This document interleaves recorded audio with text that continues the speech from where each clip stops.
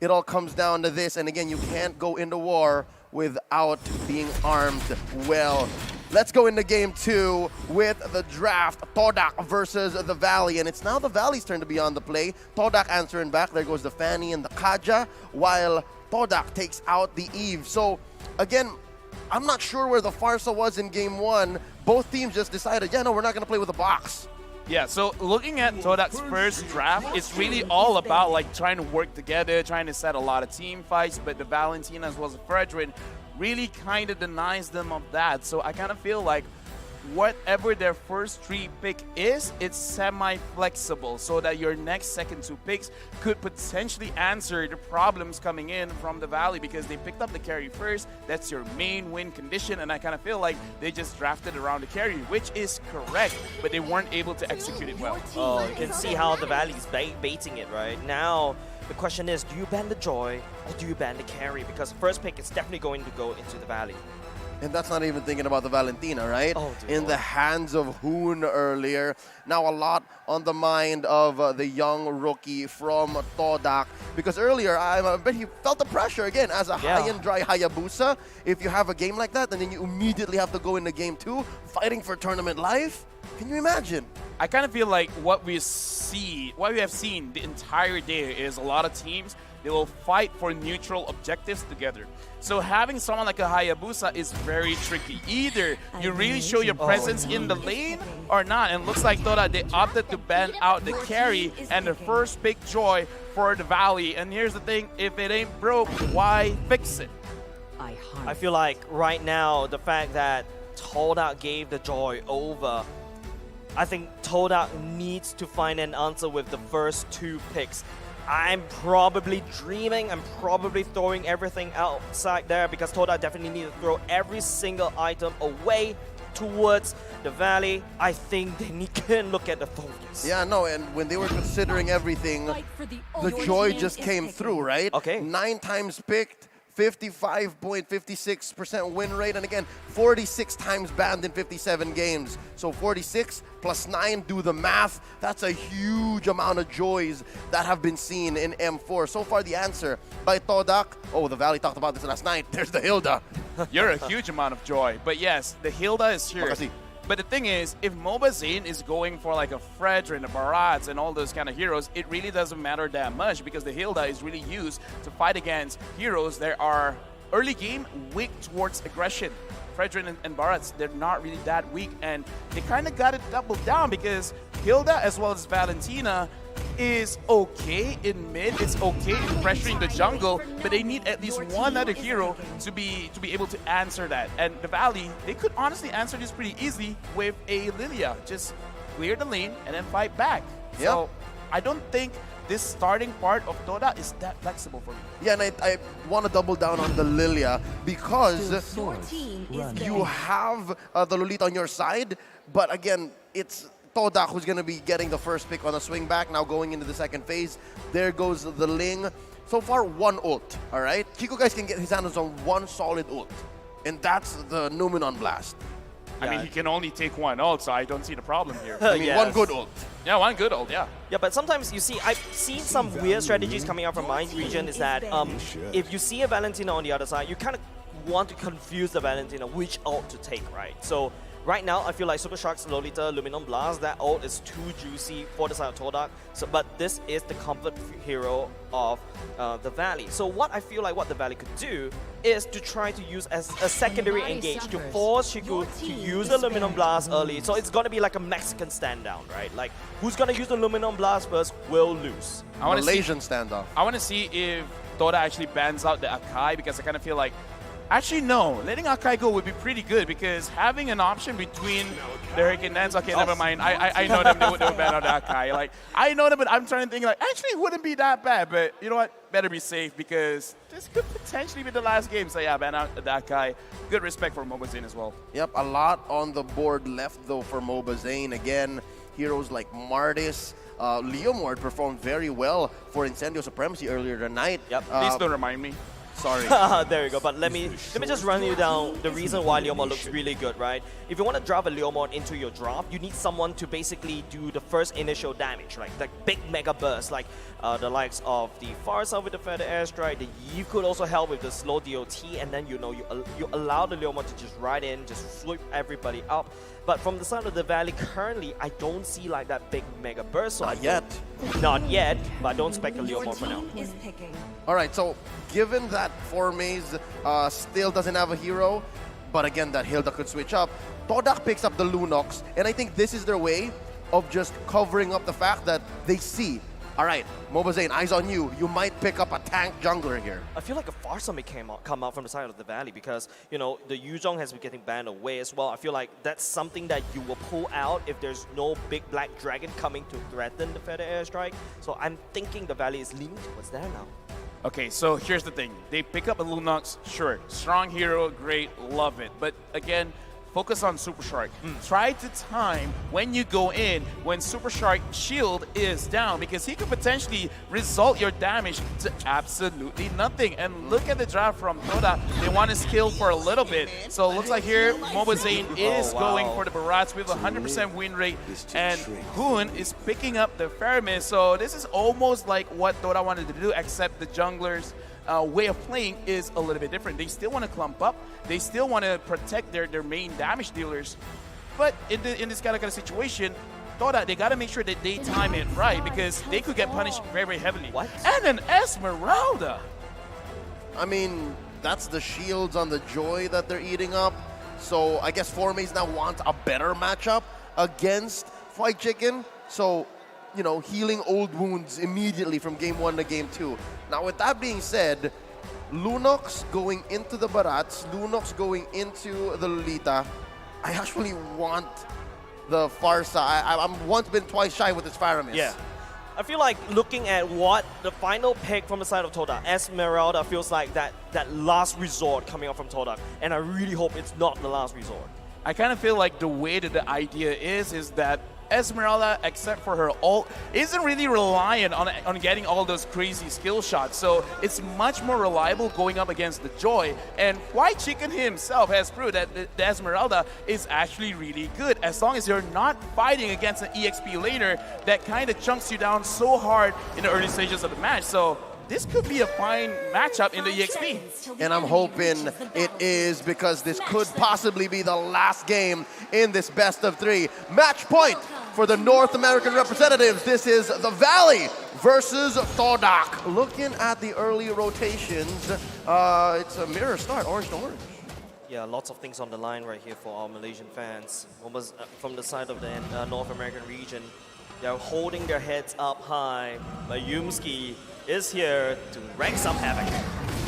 It looks like he's not really going to get much, because Moba Zane did see him coming through, use the retribution on time, and I don't think in this early stage it really matters that much, because what Toda wants to do for this time in particular is not really to punish heavily inside the jungle. It's more about delaying the fights, because you have a lot of members that really want to scale up. Honestly, even the Esmeralda. So I kind of feel like what Yumski is doing is just to let everyone know, okay, you see Moba Zane, he's here. You see Super Shark, he's here. You guys are not going to get surprised, so just make sure you guys farm up safely. Yep, one small issue I do have looking at Todak's lineup is expect to see a lot of Radiant armor, expect to see a lot of tough boots, because their only real main source of reliable physical damage is Rival.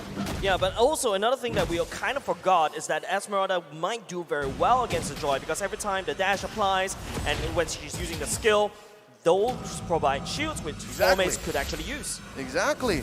And now Yumski, a little bit overloaded. He's trying to stop a little bit too much across the map, and this allows Rival though to cross over. Look, he's taking a small camp. Well, right now, looking at his emblem choice, he really does have to farm up a little bit fast. So in this game, Toda is not going to do anything until like 6 minutes of the match.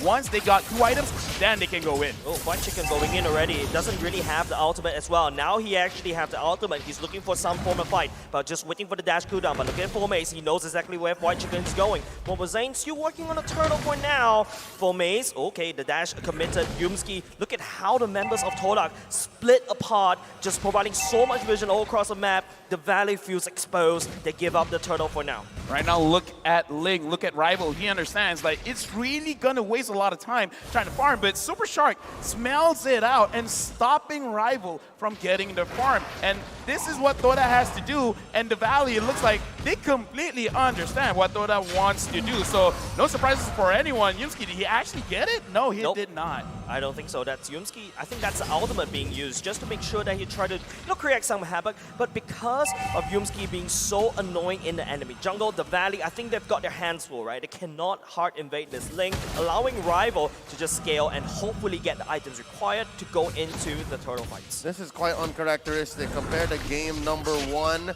we're 3 minutes in, not even a first blood.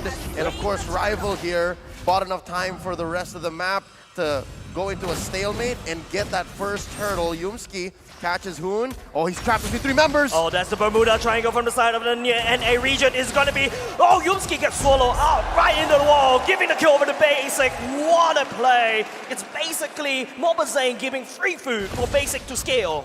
Right now, look at the goal, because yes, a first blood was given over. But if you're a late game scaling composition, if you're not losing more than 2,000 gold, then you're still semi-winning. As long as you don't let the gold disparity to go to 3,000, 4,000, todak still has a chance. But like you said, Leo, it's very easy to itemize against this kind of play. And Super Shy is going for Chico, guys. Luminant Charge is already bust out. It's going to be Yumski that cancel the passion. Coming out from Basic will be allowed to shred, giving Moba Zane the kill as well. Chico guys will respawn with the Luminant Blast at the same time. It's going to be Rival jumping all the way in, but Momo is coming over the chunk, but the co-author is denying Momo that kill. Moba Zane walks away alive. I guess that's how this Theramis is working. Way to go, Hoon, proving me wrong.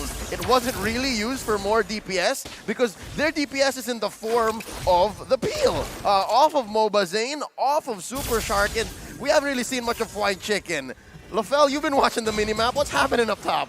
Actually, quite interesting enough here. Looking at the way Esmeralda or Formace is setting up his own emblem set, movement speed is very normal, but he's actually putting a lot of healing for himself. So he's really trying to make sure that the early stage of the game, he's not going to get punished a lot. So that's why we can see that both EXP laners, they're just cutting a lot, but not really moving all across the map because they understand we just want to farm.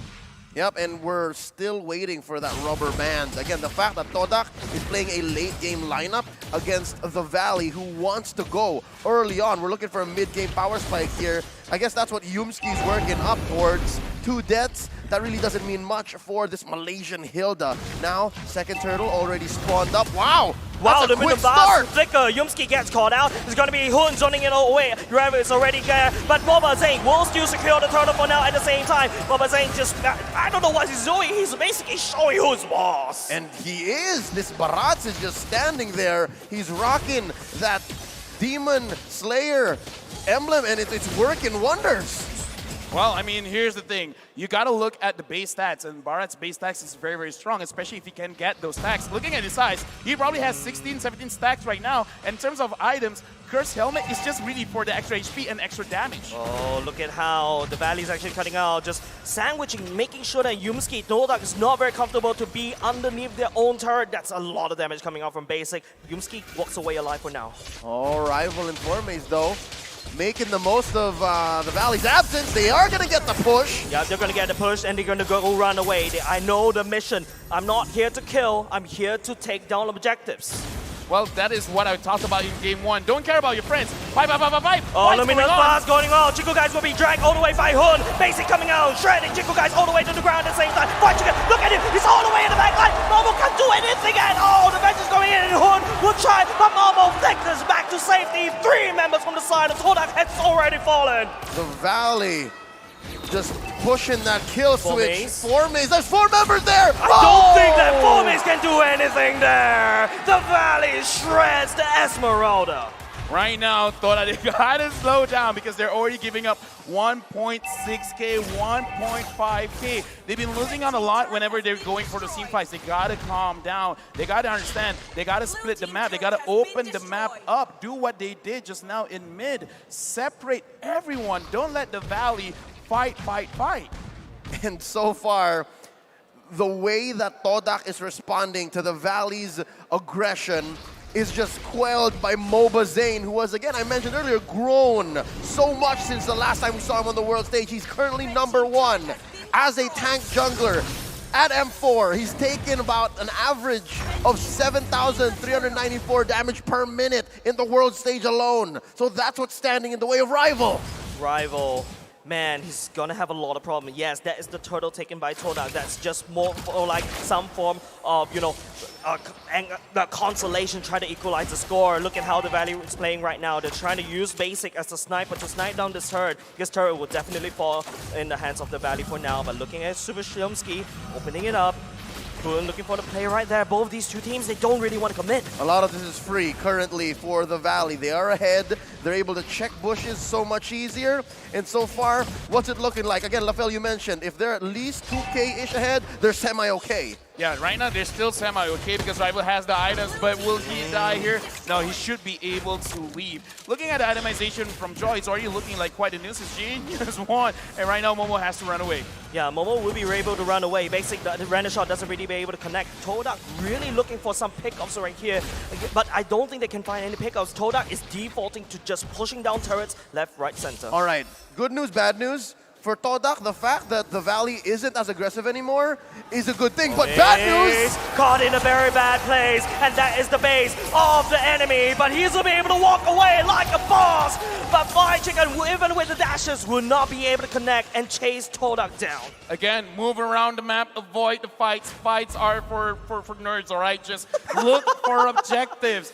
Understand your win condition, because look at this, the way that they're moving around the map. Right now the goal is 600 from 1.6, so 1,000 gold lead, well not lead, but they got to recover back based on that. Guys, again, wait for the items, then fight. Don't fight yet. Lafel, don't be a nerd. It's crazy how Todak's handling this, right? 0 kills on the board, equalizing in terms of the goal, but they're trying to pick up a lot of fight on the enemy side of the map because, you know, 4 mace on the Esmeralda has been cutting the way, putting a lot of pressure. The Valley can't even look and fight, but Moba, oh no, he got stunned now. The Brilliance will not be able to pop, and the Valley cracks open the mid lane.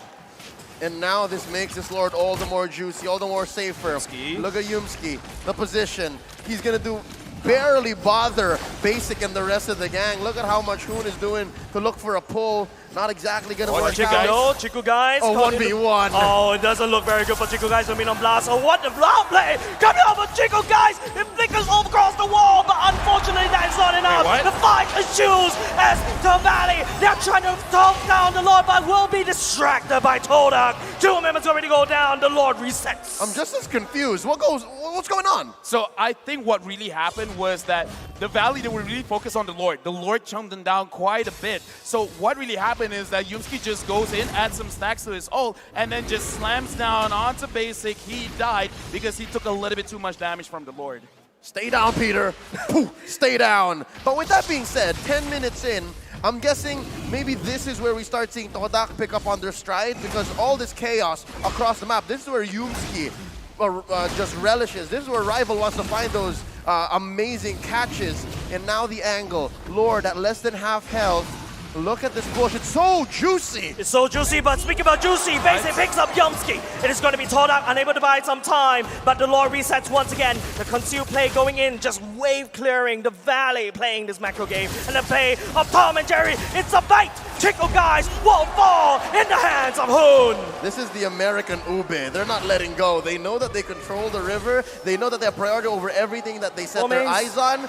And even 4 mace is going to get it. And down bottom, I think Rival can force this. But, oh no, he's in trouble. He will be able to walk away. Rival does have the retribution, but would not be able to commit because Super Shark could land on the stun very easily. This is free. Lafel, what's the response from Todak? Right now, I'm just flabbergasted with the damage, but once he gets down, Yumski secures the kill.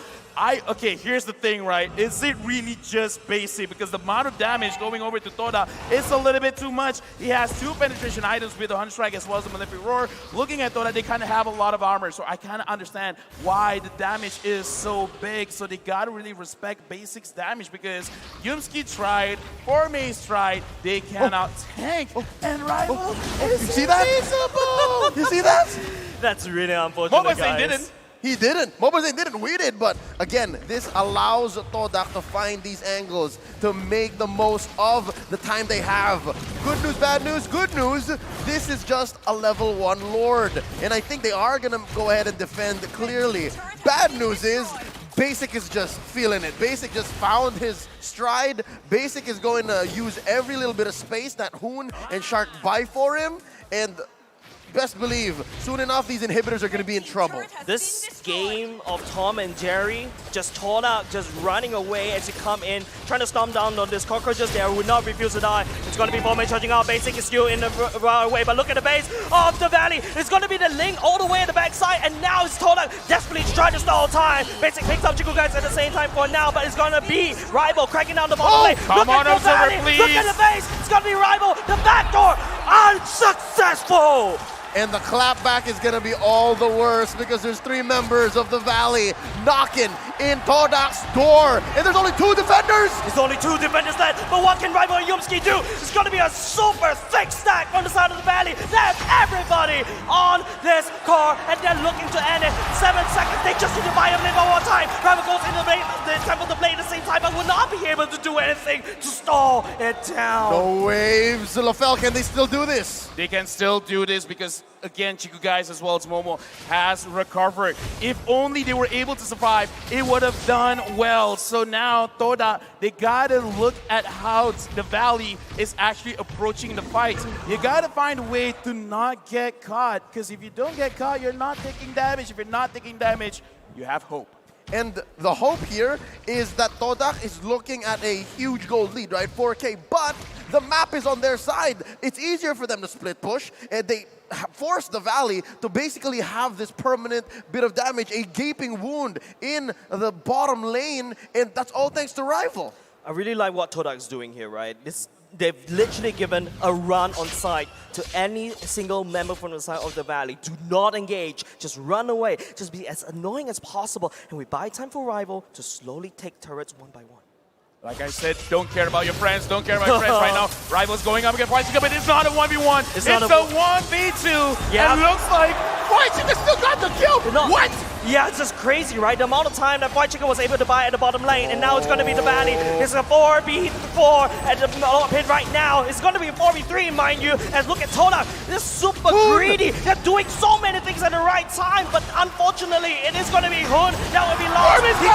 But no! Todak! They stole the Lord! Where'd the damage come from? Here's the thing, I don't care. He got it great. So, again, this is what I recommended in the first series. Forget about your friends. Friends are for nerds. Just look for something else all across the map. Objectives, the name of the game. What game? Mobile Legends Bang Bang. So friends and fighting are for nerds. Exactly. And forget those things if you want to win, and that's what Todak is doing. They've shrank the gold lead. They have a Luminous Lord marching on their side to the bottom lane. That lane that Rival just permanently put a dent in, that the Valley has to potentially protect all this time. And now look, Purple gonna get stolen here by Rival. MobaZane forced to respond, and suddenly the map is red. Yeah, it's so crazy how Todak was able to make a bad situation good. They found that small little chink in the armor. They pushed in every single might. They break through the impenetrable fortress of the Valley, and it's slowly getting shattered. The Luminous Lord was being able to defend by the Valley. Todak right now taking turrets one by one. That damage? Not cool. Not cool. That was quite a lot. You felt it. I felt it. We're sitting here. I feel like I have a hole in my blazer. That's what that was. Yes, that's what it is. So again, Basic, they're looking for an answer to this Beatrix. And Rival, maybe that's their one choice, right? Rival, Yumski, Formaze has already so much on his plate. He's dealing with White Chicken. I mean, 3 or 4 members of Toda are dealing with White Chicken, and now Rival making a play for top. Can he repeat what he did down bottom? Can he replicate the results? I mean, looking at this, a concealed play is going to happen, but will they find anyone from Toda? They see Yumski. Will they do anything about it? Formaze is there. Right now, looking at Toda, they're trying to pull the Valley all over the map. Like, hey, come chase me. Hey, Yeah. come chase me. Yeah, the Malaysian roamer says, make my day, come on down. But again, that's one big resource that the Valley have wasted, and todak can take advantage of that. Yeah, by the way, I know you won't be able to have that, perspective that you can only see what the Valley sees, but based on my estimation, the Valley has no information at all where todak is. Whereas todak, because the Valley is moving as a pack, but they will not be able to find todak.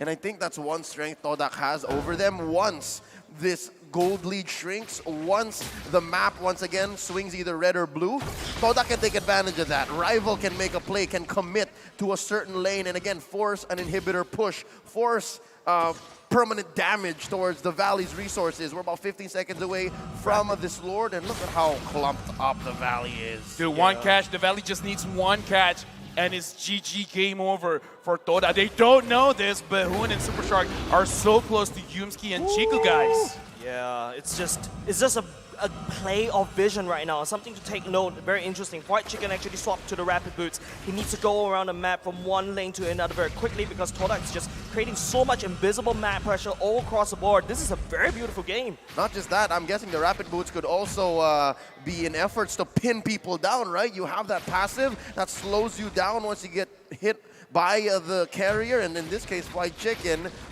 2-2-3 doesn't tell the whole story. He's been holding down todak, keeping them where they need to be for the past 18 minutes. And that's what makes this Lord so perilous, so difficult already at about half its health. Right now, it's going to be a base trade, ladies and gentlemen. todak is actually going to try to take away the base for now. But look at the Valley. They're actually panicking. But no, Moba will be able to take down the Lord for now. It's going to be Chiku Guy, Yumski, and 4 mates on the job right here. They're trying to delay. But look at White Chicken defending against 2. But now it's going to be todak trying to slow down the defense of the Valley. But now Chiku Guys looking to run away. Moba Zane a little bit too far. As look at how separated todak is. White Chicken is the base guardian of the Valley. If he died right there, todak could have won. Because look at this, Rival as well as Momo cannot deal with White Chicken. Oh no, Rival, he's in a bit of trouble. He has to run away. White Chicken on the other hand, he's having a lot of joy right there. Momo going in, but look at White Chicken, he's still at max health. Oh, but now no. the fight has been done on the side of todak right now. Basic, the random shot doesn't connect, but then todak has to defend the Lord. Right now, looking at the Valley, the Lord is there. The minions are there. They're clumping up. Oh, todak, no. they have not won a team fight. If they gotta win, this is the moment. This is the moment. The Lord is already chunked down 1/4 right now. It's going to be the Valley to look for some play for now. The Tempest of Blaze already used, and that's a big effort spot. If you're passion, oh no, it's going to be Swarm and Swallow. It's going to be 4 mates. Spin right at the board. Chiku Guys goes in with the counter. Will not be able to survive. Help with the base of the damage coming in from Valley is a little bit too much, but there is no minutes. It's up to this one wave, and todak desperately needs to clear this. Mortality popped on the Yumski. They're taking care of the minions. Oh, Rival doing his best. There's the ult on Momo. It is going to be todak fighting for survival in the lower brackets. The Valley, they're crashing on the core. And ladies and gentlemen, the Valley survives. And through their survival, one must fall. Our heart goes out to the M Series all-timers. The last Malaysian team takes their bow here at M4. GG well played to todak, but tonight, only one team stands tall in this best of 3, and that's the Valley. We lost 2 Malaysian teams. I've lost a friend. I'm just gonna say this for the record. I already called it. I already said it. No action has been done. Numbers don't lie. But good game, well played. The Valley will continue. In M3, they made all the way to make NA the number 3 region in Mobile Legends. Can they do it again or even further?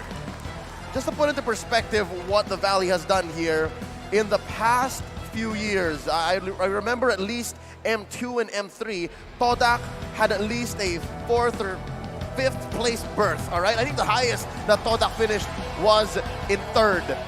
And tonight, the Valley, this team walking down the aisles, all smiles, they're responsible. It's because of them, the rising stars from the West. It's really crazy, ladies and gentlemen, but we will be going over to the analysts very soon. Ladies and gentlemen, we need a quick breakdown. Respect all around between these two teams. The Valley getting the sweep here.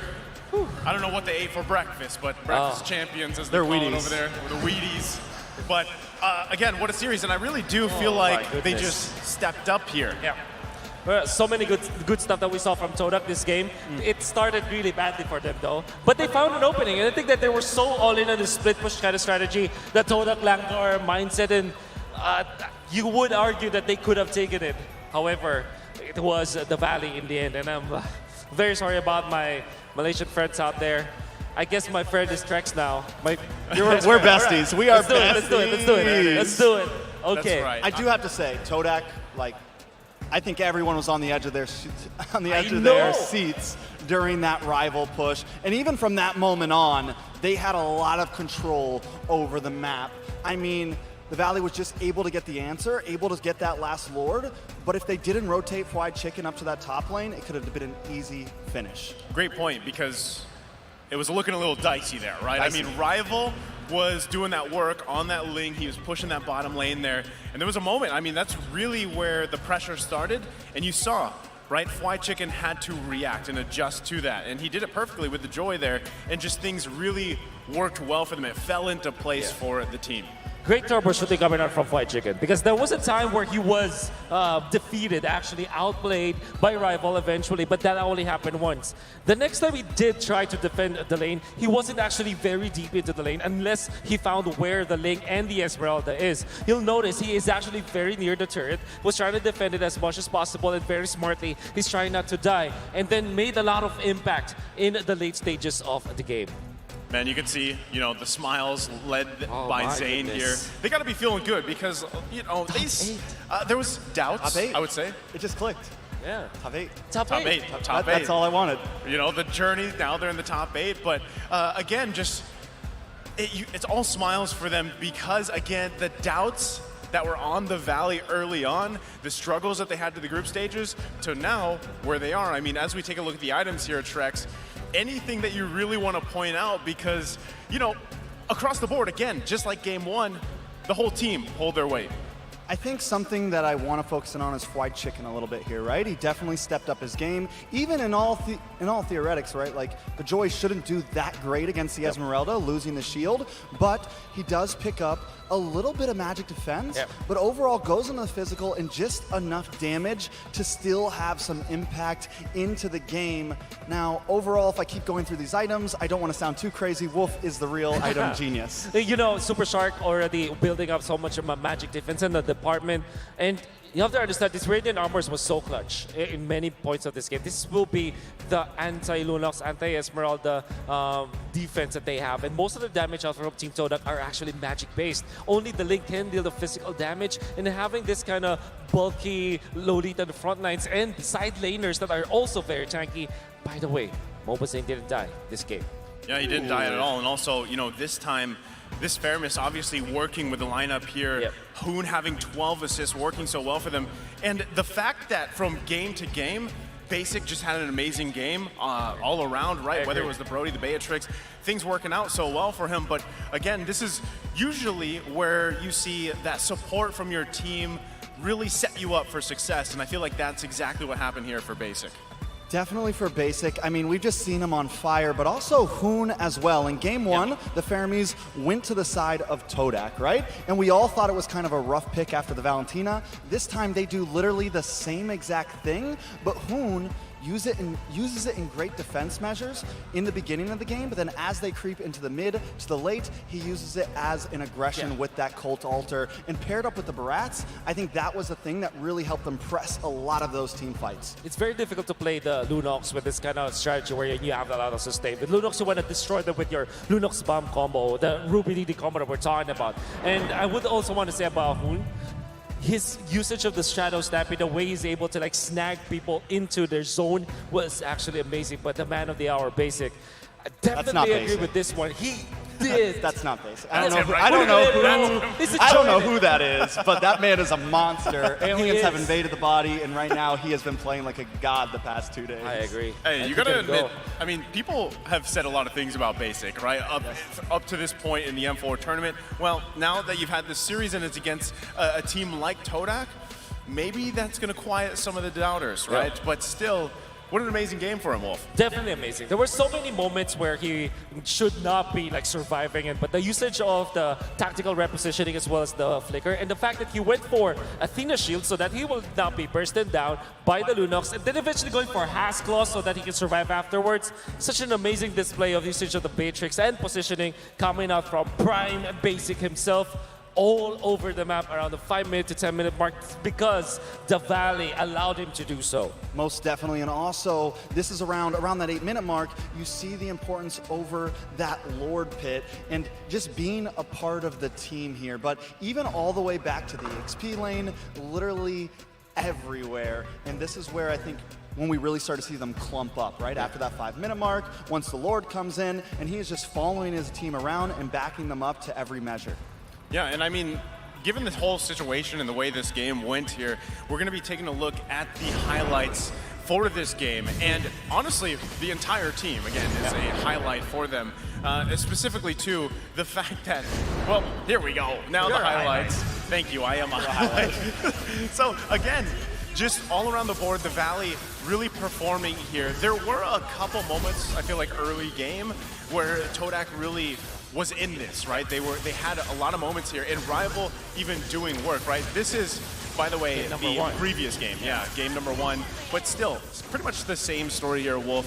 Anything you really want to point out based off the previous games? Right, so the positioning is there already. We already talked about it. Basic was in the zone when it comes to his positioning. This time, his usage of the ultimate of the sniper. That is one of the many times that he'll be able to hit his mark. Look at the timing coming up from Basic. He waited for the right moment when he knows that there's no longer a threat, when Rival's already down the ground, and of course, when Momo is not, as well as Formis is not there. No threat at all. The timing is there. This is the only time where he is going to go down, and afterwards, you're going to see his positioning and his timing going to be much better than the opposing gold laner of todak. I feel like he's learned when he needs to become aggressive. Exactly. One of the downfalls he had before is he would, in even the laning stage, he'd get a little too aggressive, try to 1v1 everyone, but now he knows he relies on his team to hold down the front side, and as you just said, it comes in at perfect timing. From game 1 to game 2 has definitely just been on fire.